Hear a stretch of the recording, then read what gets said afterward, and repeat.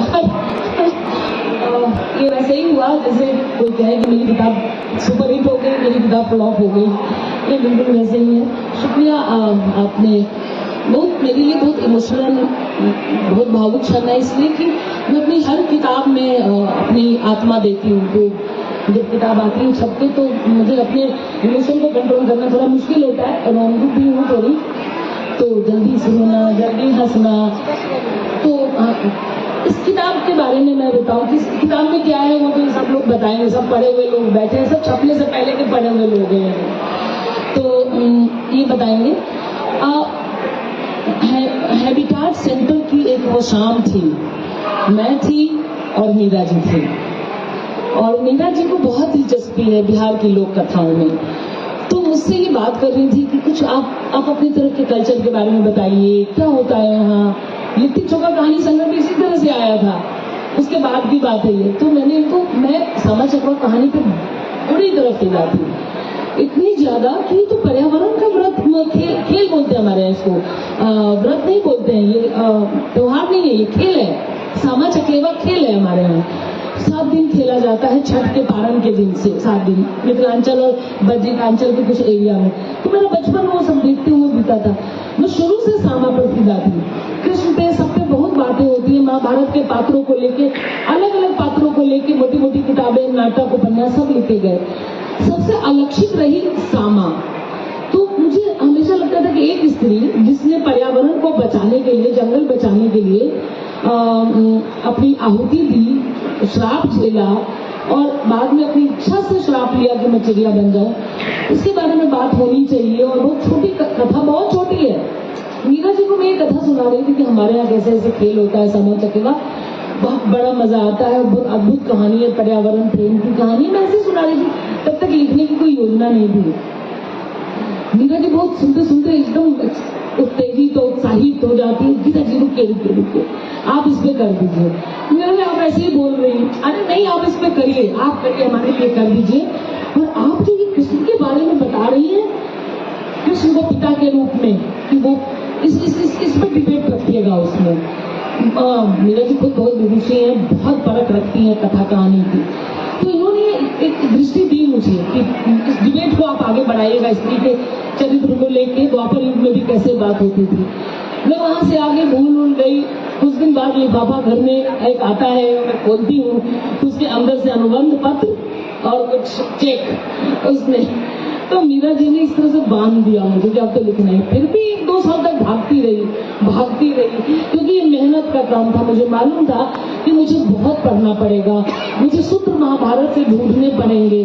तो मुसल पर्व में जाके सांब का जिक्र मिला, मुझे भगवत पढ़ना पड़ा, मैं राधा के गाँव गई बरसाने, तो वहाँ छोटी छोटी वीडियोस बना के लाई वहाँ के लोकल लोगों से।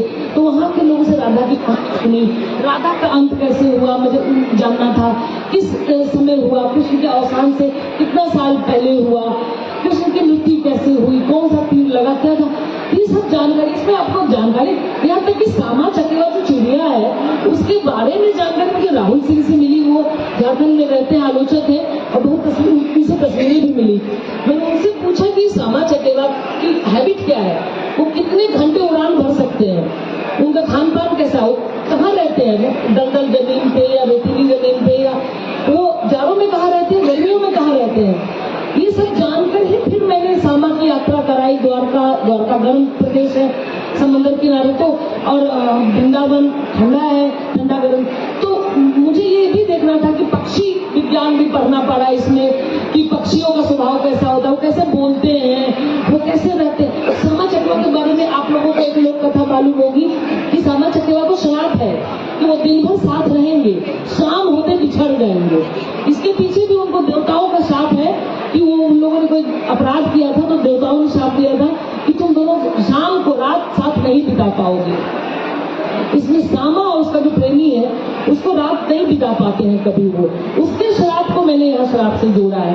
तो वो भी कथा खोजना था मुझे, तो बहुत ढूंढा, बहुत सारी किताबों की बाद में संदर्भ में डालना चाह रही थी। फिर मीरा जी का सजेशन था कि वो शोध ग्रंथ के लिए ठीक लगता है, वो आप रहने लीजिए। बहुत सारी किताबें पढ़ी, बल्कि सामा को लेकर कई नाटक लिखे गए हैं, वो सब पढ़ा। लोक में जितनी कथाएं प्रचलित है बुजुर्गों से वो सुना, अलग अलग लोगों के हैं पाठ, कुछ लोगों ने कुछ कहानी सुनाई, कुछ ने मतलब एक जैसी कहानी मुझे नहीं मिली। वो मुझे अपने मन से उस कथा को बनाना था। और क्योंकि वो भाई बहन के प्रेम के रूप में हमारा समाज बड़ा नैतिक इस फेस्टिवल को नैतिक रूप दे देता है। तो भाई बहन का प्रेम, भाई बहन का प्रेम, भाई है सांब भाई हम सबके जीवन में, लेकिन ये तो एक स्त्री की पर्यावरण से प्रेम की कथा है, जो उसकी कुर्बानी है, उसको भाई बहन के प्रेम से जोड़ के एक स्त्री की पर्यावरण प्रेम को अलक्षित कर देते हैं। तो मुझे वो सब था। और मीरा जी लगातार कब दे रही हैं।